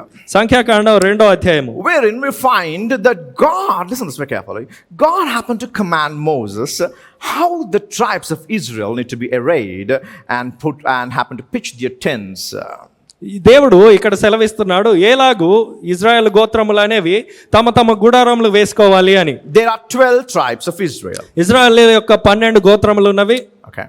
So the God said, if you need to be called as my people and I your God, దేవుడు అంటున్నాడు, మీరు నా ప్రజలుగా నేను మీ దేవుడిగా చెప్పబడాలి అంటే, then I need to dwell in between you. నేను మీ మధ్య నివసించాలి in the అంటున్నాడు. midst of you. మీ మధ్యలో ఉండాలి నేను So అంటున్నాడు. before you erect your homes, మీ ఇళ్ళని మీరు మీ గుడారాల్ని మీరు వేసుకోవడానికంటే ముందు, before you cook your first meal, మీరు మీ మొదటి ఆహారం వండుకోవడానికంటే ముందు, ladies, before you start your stove, మీరు మీ స్టవ్ అంటించడానికంటే ముందు స్త్రీలారా, you need to pitch the tabernacle first. మొట్టమొదటిగా మీరు ప్రత్యక్ష గుడారాన్ని నిలపాలి. The tabernacle first. మొట్టమొదటిగా ప్రత్యక్ష గుడారాన్ని మీరు నిలపాలి. The tabernacle. ప్రత్యక్ష గుడారము. This is the outer line. Is the whole camp of Israel, but in there you find the rectangle box, white thin rectangle box with a red line. That's the gate, the door, the only one door the tabernacle has. మీరు చూస్తున్న ఆ ఖాళీ భాగం అంతా బాహ్య ఆవరణము. దాంట్లో దీర్ఘ చతురస్రం ఏదైతే ఉందో దానికి ఉన్న ఏకైక మార్గం అది ద్వారము. First you need to erect this tabernacle. మొట్టమొదటిగా మీరు ప్రత్యక్ష గుడారాన్ని నిలపాలి. This is the first only door that we got. అది ఏకైక ద్వారము ప్రత్యక్ష గుడారానికి. It's a red door. అది ఎరుపు రంగు ద్వారము. Okay, as soon as you enter, the first piece of article you find is the brazen altar. ఆ ద్వారం గుండా వెళ్ళగానే మీరు మొట్టమొదట చూసేది ఇత్తడి బలిపీఠము. Then the brazen laver. దాని తర్వాత ఇత్తడి సముద్రము లేదా ఇత్తడి గంగాలము. Then you have this tent. దాని తర్వాత మీకు ఒక గుడారం This కనిపిస్తుంది. is all outward. There's only walls of white walls, but no tent above.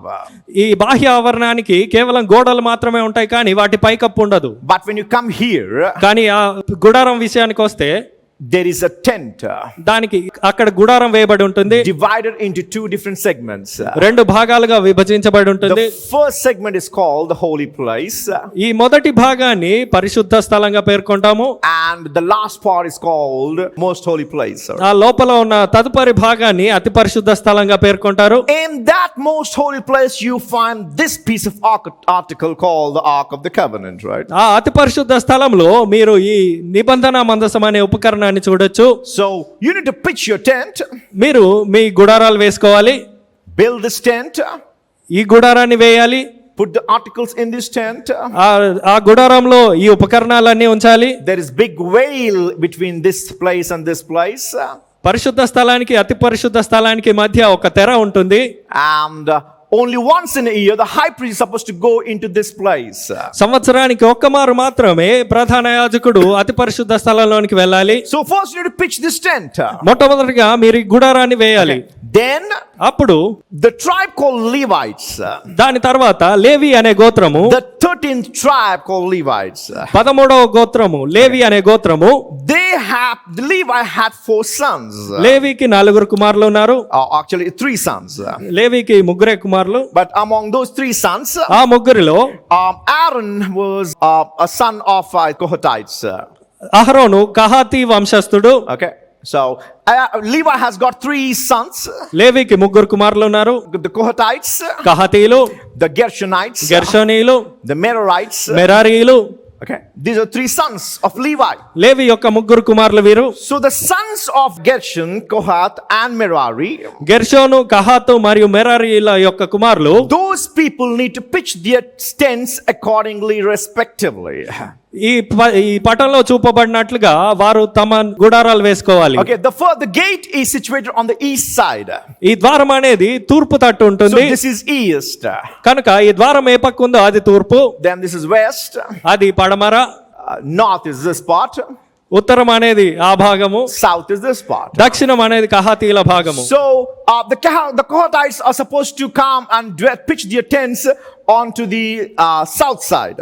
కహాతీలు దక్షిణం వైపు తమ గుడారాలు వేసుకోవాలి. The Gershonites should go to the west side. గెర్షోనీయులు పడమర తట్టు తమ గుడారాలు వేసుకోవాలి. Whereas the Merarites should go to the north side. మెరారీయులు ఉత్తరం తట్టు తమ గుడారాలు వేసుకోవాలి. But Moses కానీ మోషే and the sons of Aaron, అహరోను యొక్క కుమారులు, who are priests, వారు యాజకులు, all the Levites are subject to serve the priest.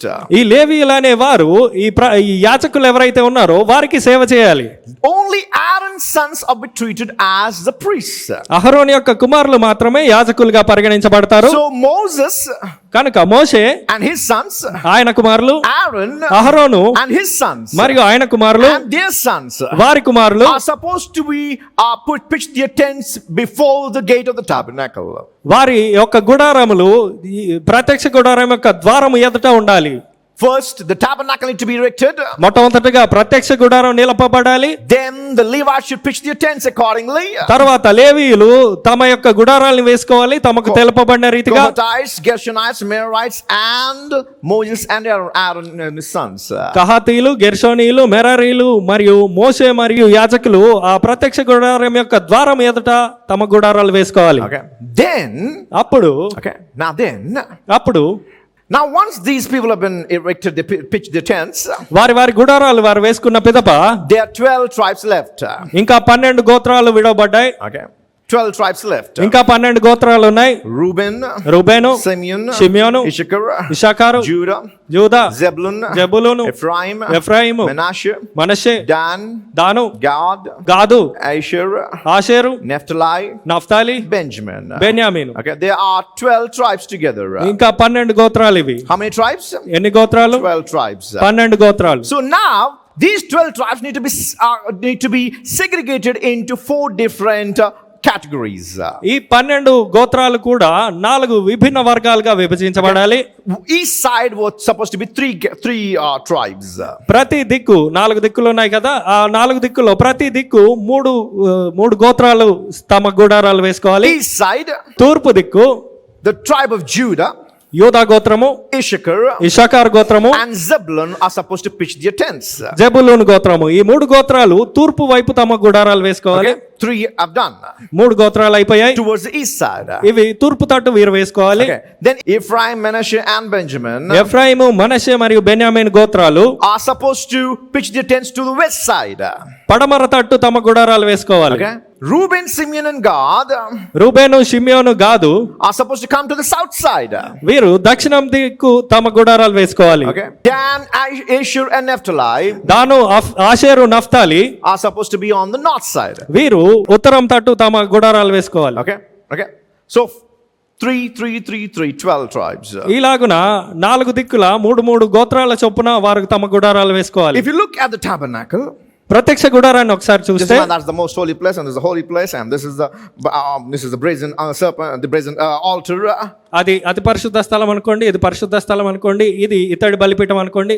But when we come outside the tabernacle, ప్రత్యక్ష గుడారం బయటికి వచ్చినప్పుడు there are tents towards this east side. తూర్పు తట్టు ఉన్న గుడారాలు Moses and his priest. మోషే మరియు యాజకులవి. On to the right side, కుడి వైపు. Okay, when I'm talking facing this side, so on the right side, నేను తూర్పు ముఖంగా ఉన్నాను కనుక నాకు కుడి వైపు కహాతీయులు ఉంటారు. Behind that side, నా వెనకాల are the Gershonites. గెర్షోనీయులు ఉంటారు. On to this side, నా ఎడం వైపు are the Merarites. Okay, మెరారీయులు ఉంటారు. అర్థమైందా? ముగ్గురు కొడుకులు కానీ లీవాయ్, మోషే కుమార్ మాత్రం ప్రత్యక్ష గుడారం ఉంది. So this is the tents of all these priests ఇవన్నీ and Levites. తూర్పు తట్టు ఏవైతే ఉన్నాయో ఇవన్నీ కూడా మోషే మరియు యాజకుల యొక్క గుడారాలు. That is that white boundary where you happen to have all priests and Levites. ఆ తెల్లని పరిధి ఏదైతే ఉందో అక్కడ మీరు యాజకులు మరియు లేవీయుల్ని చూడొచ్చు. Now after Moses and Aaron and his sons tents, మోషే, అహరోను మరియు వారి యొక్క కుమారుల గుడారాల తర్వాత towards the east side, తూర్పు తట్టు ఇది. Here is the place of Judah. తూర్పు తట్టు యూదా గోత్రం ఉంటుంది. Judah, Issachar and Zebulun. యూదా, ఇశ్శాఖారు మరియు జెబులూను గోత్రాలు ఉంటాయి. యూదా ఇక్కడ, all Judah, యూదా గోత్రం అంతా, and Issachar, ఇశ్శాఖారు గోత్రము, and Zebulun. జెబులూను గోత్రము. These are the tribes that they need to pitch their, listen to this, these are the tribes that need to pitch their tents onto the east side after Moses and Aaron's sons. తూర్పు వైపు వీరు గుడారాలు వేసుకోవాలి. మోషే, అహరోను మరియు వారి కుమారుల గుడారాల తర్వాత వీరు తమ గుడారాలు వేసుకోవాలి. If you look towards Kohathites, కహాతీయుల వైపు ఒకసారి పరిశీలిస్తే we got Reuben, Simeon and Gad are onto this side. ఈ కుడి పక్క రూబేను, షిమ్యోను మరియు గాదు గోత్రాలు ఉన్నాయి. After the Kohathites, కహాతీయుల వెనకాల Reuben, Simeon and Gad. Reuben, షిమ్యోను మరియు గాదు గోత్రాలు ఉన్నాయి. Okay, then on behind the west side, వెనక వైపు అనగా పడమర వైపు we got Ephraim, Manasseh and Benjamin. ఎఫ్రాయిము, మనష్షే మరియు బెన్యామీన్ గోత్రాలు ఉన్నాయి. Ephraim first, Manasseh second, then Benjamin last. ఎఫ్రాయిము గోత్రం మొదట, మనష్షే గోత్రము దాని తర్వాత బెన్యామీన్ గోత్రము. Okay. If you come to this side, north side, ఇప్పుడు ఉత్తరం దిక్కు వస్తే this is east, so this is north. ఇది తూర్పు గనుక ఇది ఉత్తరము. So this side, ఈ ఉత్తరం వైపు we've got Dan, దాను గోత్రము, Asher, and Naphtali. దాను, ఆషేరు మరియు నఫ్తాలి గోత్రాలు. But they have to pitch their tents after the Merarites. కానీ వీరు మెరారీయుల వెనకాల వీరి గుడారాలు So వేసుకోవాలి. here Merarites are there. కనుక ఇక్కడ మెరారీయులు ఉన్నారు అనుకోండి, Then Dan, దాని తర్వాత దాను, Asher, and Naphtali. Asher, Naphtali తమ గోత్రాల చొప్పున. So this is north, we got Dan. ఉత్తరం వైపు దాను గోత్రం కలదు. On the south, we got Reuben. దక్షిణం వైపు రూబేన్ గోత్రం కలదు. On the west side, we got Ephraim. పడమర వైపు ఎఫ్రాయిము గోత్రం కలదు. On the east side, we got Judah. తూర్పు వైపు యోదా గోత్రం కలదు. So now, though there are three different tribes, one after the other, ఒకరి వెంబడి ఒకరు మూడు గోత్రాలు ఉన్నాను. but whoever is by the first tribe, కానీ ముందున్న గోత్రం ఎవరైతే ఉన్నారో they have been given one ensign, వారికి ఒక చిహ్నము లేదా పతాకము అనుగ్రహించబడింది, a flag. ఒక పతాకము. So Reuben has a flag. కనుక రూబేన్కి ఒక జెండా ఉంది, Dan had a flag. దానికి ఒక జెండా ఉంది, Ephraim had a flag. ఎఫ్రాయిముకు ఒక జెండా ఉంది, Judah had a flag. యూదాకు ఒక జెండా ఉంది. Judah's flag represents lion. యూదా యొక్క పతాకము లేదా జెండా ఏదైతే ఉందో అది సింహపు గుర్తు గలది. So Judah, Issachar, and Zebulun, యూదా వెనక ఇషాకారు, ఇషాకారు వెనక Zebulun. all these represent under the flag called what? Lion. వీరందరికీ ఒకే జెండా ఉంది. వీరి జెండా యొక్క చిహ్నము సింహము. That's what Jesus called as the lion of Judah. అందును బట్టి యేసుక్రీస్తు యూదా గోత్రపు సింహంగా పేర్కొనబడ్డాడు. Judah represents all the other three tribes along with it, two tribes along with it, and they happen to have an ensign called the face of a lion. యూదా మరియు ఆయన యొక్క ఇద్దరు గోత్రాలు ఎవరైతే ఉన్నారో వారందరికీ ఒక పతాకం ఇవ్వబడింది. దాని యొక్క చిహ్నము సింహపు గుర్తు. On the north side, ఉత్తరం వైపు Dan happens to have an ensign of an eagle. దానికి ఒక పతాకం ఇవ్వబడింది. దాని యొక్క చిహ్నము పక్షిరాజు లేక గద్ద. On the west side, పడమర వైపు Ephraim had an ensign of an ox. ఎఫ్రాయిముకు ఒక చిహ్నం ఇవ్వబడింది, అది ఎద్దు. And on to the south side, దక్షిణం వైపు Reuben hasn't been ensigned with a sign called a man. రూబేనుకు ఒక పతాకం ఇవ్వబడింది. దాని యొక్క చిహ్నము నరుని ముఖము. Now if you look at this, ఒకసారి దీన్ని పరిశీలిస్తే look very carefully. చాలా Now జాగ్రత్త. whatever the law happens to say, they're deemed to just obey that and not add a single thing to it. ధర్మశాస్త్రం వారికి ఏదైతే ఇవ్వబడిందో లేదా ఉపదేశించిందో దాని ప్రకారం నడుచుకోవాలి. దానికి ఏది కూడా కలపకూడదు. The gate is on the east side of this tabernacle. ద్వారం అనేది ప్రత్యక్ష గుడారానికి తూర్పు వైపునుంది. Okay, and this is Judah. అక్కడ యూదా గోత్రము, And he's got this ensign called the lion. ఆయనకి సింహపు గుర్తు ఇవ్వబడింది. And after Judah there is Issachar and Zebulun. యూదా, ఇషాకారు మరియు జెబులూను గోత్రాలు They're all coming down. Okay? వారందరూ తూర్పు తట్టుగా వస్తారు. And they represent lion. వారి యొక్క చిహ్నము సింహము. Because Judah has been given ensign of a lion. యూదాకి సింహపు చిహ్నం ఇవ్వబడింది. So all these people, listen to this, sir. కనుక ఈ గోత్రాలన్నీ కూడా, All these three tribes, ఈ మూడు గోత్రాలు కూడా they should pitch their tent only towards the east side. తూర్పు తట్టు మాత్రమే వారి గుడారాలు వేసుకోవాలి. If you look at Reuben Reuben పరిశీలిస్తే, and the other two tribes with him, Reuben తో ఉన్న మిగతా రెండు గోత్రాలు he's పరిశీలిస్తే been ensigned with a sign, a symbol of a man. వారికి నరుని ముఖం అనే చిహ్నం And ఇవ్వబడింది. all of these tribes ఈ గోత్రాలు are the south. They have to pitch their tents only toward the south side. దక్షిణం వైపు మాత్రమే వారి గుడారాలు వేసుకోవాలి. Look carefully. చాలా జాగ్రత్తగా So this గమనించండి. is east, ఇది తూర్పు, this is south. ఇది దక్షిణము. They have to pitch the tents like this వారు దక్షిణం వైపుగా తమ గుడారాలు వేసుకోవాలి, and like this. వీరు తూర్పు వైపుగా తమ గుడారాలు వేసుకోవాలి. But there is a common space called this. కానీ వాటి మధ్యలో ఒక ఖాళీ స్థలం ఉంది. వీరిరువురికి మధ్యలో It's called the southeast part. అది ఆగ్నేయ భాగము. Getting my point? It's south and east. దక్షిణము మరియు తూర్పు మధ్యలో ఉన్న భాగము ఆగ్నేయము. So this is the southeast part. ఇది ఆగ్నేయ భాగము. Okay. Nobody should pitch their tent none of these two tribes or any tribe should pitch their tent towards this southeast. ఈ ఆగ్నేయం వైపు ఎవరైతే పేర్కొనబడ్డారో ఈ గోత్రాల్లో ఎవరు కూడా వారి యొక్క గుడారాలు వేసుకోకూడదు. So southeast, southwest, northwest, northeast, nobody should pitch their tents in this part. ఆగ్నేయము, నైరుతి మరియు వాయువ్యము, ఈశాన్యములో ఎవరు కూడా తమ గుడారాలు వేసుకోకూడదు. Nobody should pitch their tents in these sections. ఈ భాగాల్లో ఎవరు కూడా తమ గుడారాలు వేసుకోకూడదు. This is a commandment of the Lord given to Moses, and Moses happened to order and commanded all the people of Israel. Accordingly, they pitched their tents in the wilderness. అరణ్యములో దేవుడు మోషేకి ఆజ్ఞాపిస్తే మోషే తన ప్రజలందరికీ, ఇజ్రాయేలీలందరికీ ఆజ్ఞాపించాడు, ఈ భాగాల్లో మీరు మీ గుడారాలు వేసుకోకూడదు అని. Okay. Now let's look at the numbers of how many people were there that we find in the book of Numbers chapter 2. సంఖ్యాకాండం 2వ అధ్యాయంలో మనం చూసే ఎంతమంది ఉన్నారు అనే లెక్కలు ఒకసారి చూద్దాం. We say boring numerology. నేను ఏదైతే విసుగెత్తించే అంకెలు అనుకుంటానో అదే. In that Numbers chapter 2 we find Judah, who's got 74,600 people in his tents. యూదా గోత్రంలో 74,600 మంది ఉన్నారు. Issachar has 54,400 people. ఇశ్శాఖారు గోత్రంలో 54,400 మంది. Zebulun have got 57,400. జెబులూను గోత్రంలో 57,400 మంది. And altogether it's 1,86,400 people. మొత్తంగా ఈ మూడు గోత్రాలు కలిపి 1,86,400 మంది. Okay, on the other side Ephraim, Manasseh and Benjamin. మరొక వైపు ఎఫ్రాయిము, మనష్షే, బెన్యామీను. Ephraim is 40,500. ఎఫ్రాయిము గోత్రంలో 40,500 మంది. Manasseh 32,200. మనష్షే గోత్రంలో 32,200 మంది. Benjamin has got 35,400. బెన్యామీను గోత్రంలో 35,400 మంది. 1,08,100.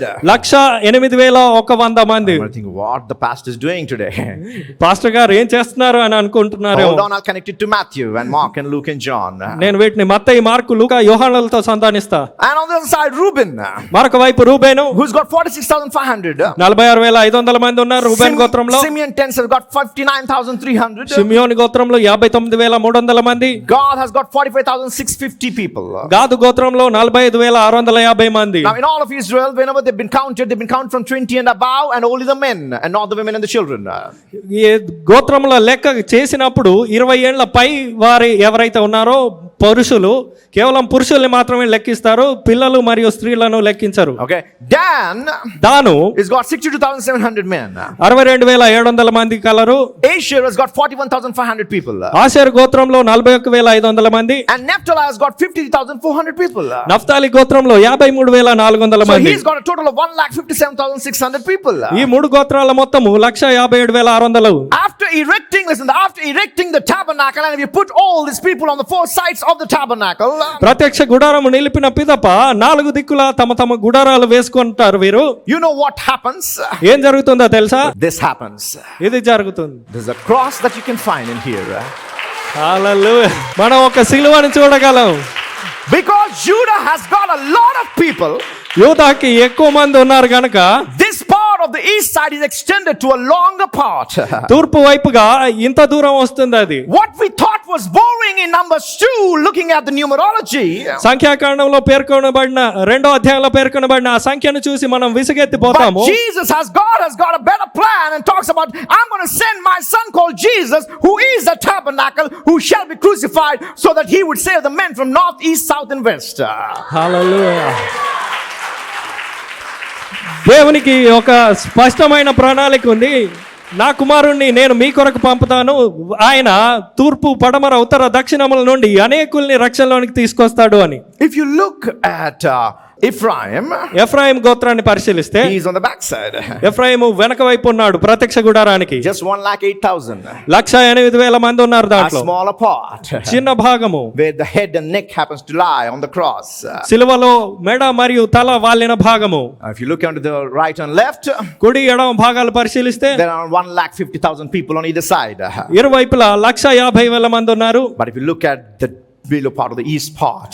తూర్పు భాగము లేదా కింది భాగాన్ని పరిశీలిస్తే It's 186,400. It's the longest part which forms a beautiful cross where Jesus had been crucified.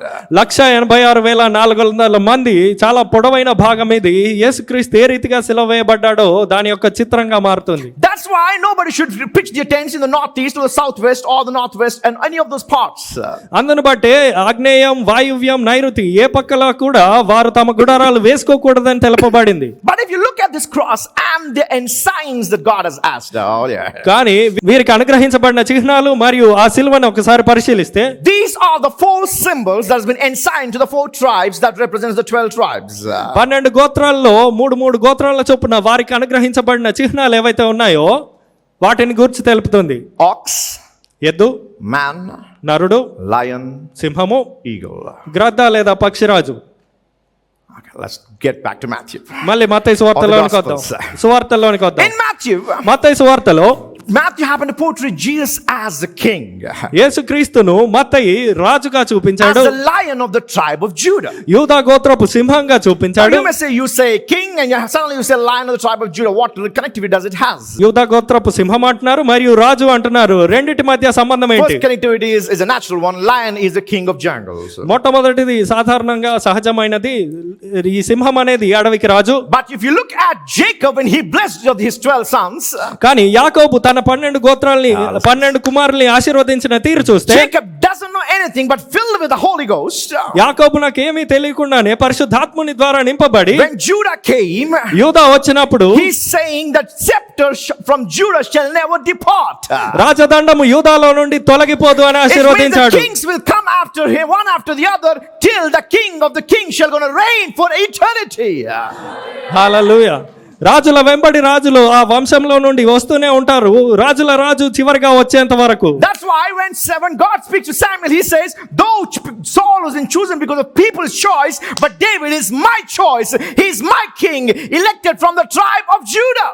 అందును బట్టి సమూయేలుతో దేవుడు అంటాడు, సౌలును ప్రజల కొరకు నేను నియమించాను గాని నా కొరకు దావీదును రాజుగా నియమిస్తున్నాను, అతడు యూదా వంశంలో నుండి వస్తాడు అని. Because I'm going to come through his line. ఆయన వంశావళి గుండా నేను రాబోతున్నాను కనుక. We studied in the same chapter 4 Revelation that he's going to take the throne of his father David. ప్రకటన గ్రంథం 4వ అధ్యాయం 4వ వచనంలో మనం చూడగలము, ఆయన తన తండ్రి అయిన దావీదు సింహాసనాన్ని అధిష్ఠిస్తాడు అని. Because the scepter of Judah is not going to go from his hand. ఎందుకనగా యూదా నుండి రాజదండం తొలగిపోదు. So when Matthew is writing about Jesus, మత్తయి యేసుక్రీస్తుని గురించి రాస్తున్నప్పుడు he's talking about the king of Judah. యూదుల రాజును గురించి రాస్తున్నాడు. He's talking about a king, ఒక రాజును గురించి రాస్తున్నాడు. which represents a lion. అది సింహానికి సాదృశ్యము. Judah stands for lion. యూదాకి ఇయ్యబడిన చిహ్నము సింహము. If we come to Mark, mark సువార్త విషయానికి which is the వస్తే, shortest among all the scriptures, by the way, shortest. Look at that. చిన్నది, ఆ సువార్తలన్నిటిలోకెల్లా Only చిన్నది. 16 chapters. 16 అధ్యాయాలు మాత్రమే ఉన్నాయి. Represents ox, అది ఎద్దుకి సాదృశ్యము, a servant. ఒక సేవకుడు. Where Jesus comes and takes the cross and happens to serve the mankind and save them from their sins. యేసుక్రీస్తు సిలువను ఎత్తుకొని మనుషులకు సేవ చేసి సమస్త మానవాళిని రక్షించడానికి తెలుపుతుంది. As the ox has been laden with the yoke to carry, ఏ రీతిగానైతే ఎద్దు మీద ఒక కాడి ఉంచబడి బరువులు వేయబడతాయో, similarly అదే రీతిగా in this gospel of Mark, mark సువార్తలో Jesus happens to carry the load of sin of mankind and happen to serve mankind to bring them out of sin.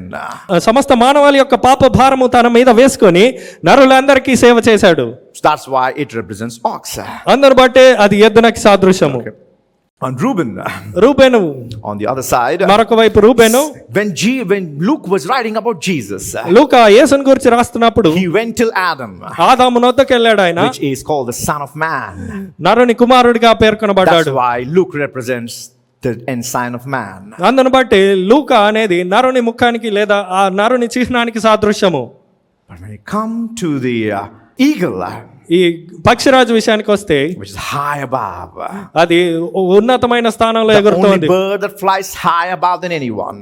మిగతా అన్ని పక్షుల కంటే కూడా ఎత్తైన స్థానంలో ఎగురుతుంది ఇది. And that's what Jesus is all about, portrayed in the book of John as the one who's exalted and comes from above as the Son of God.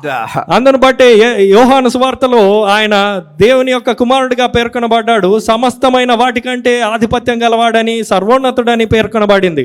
These are the 4 things that we find in Gospels. ఈ 4 విషయాలు మనం సువార్తల్లో కనుగొనగలం. The same thing we found in Numbers.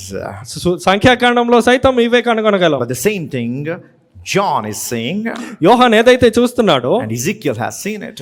యెహెజ్కేలు చూశాడు అదే విషయాన్ని. In his first vision, యెహెజ్కేలు మొదటి దర్శనంలో he saw Jesus being enthroned, యేసుక్రీస్తు సింహాసనాసీనుడై ఉండట చూశాడు. and these creatures which happens to have these 4 heads ఈ జీవులు ఏవైతే ఉన్నాయో 4 ముఖములు కలవి are around his throne. ఆయన సింహాసనం చుట్టూ ఉండటం చూశాడు. Okay. And here in the New Testament Gospels, నూతన నిబంధనలోని సువార్తల్లో we find these 4 creatures representing the 4 Gospels. ఈ 4 జీవులు 4 సువార్తలకు సాదృశ్యంగా మనం చూడొచ్చు. Next week I'm going to talk to you about the 4 living creatures and their 4 heads. వచ్చే వారము 4 జీవుల గురించి వాటి యొక్క ముఖాలను గురించి But చెప్పబోతున్నాను. tonight, కానీ ఈ రాత్రి if you look at this, ఒకసారి దీన్ని పరిశీలిస్తే there is this cross. ఇక్కడ ఒక శిలువ కనిపిస్తుంది మనకి. In the middle of it దాని మధ్యలో is Jesus, the tabernacle.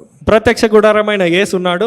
But the Levites and the priests, కానీ లేవీలు మరియు యాజకులు, the one who serve God, దేవునికి సేవ చేసేవారు, they're around his throne.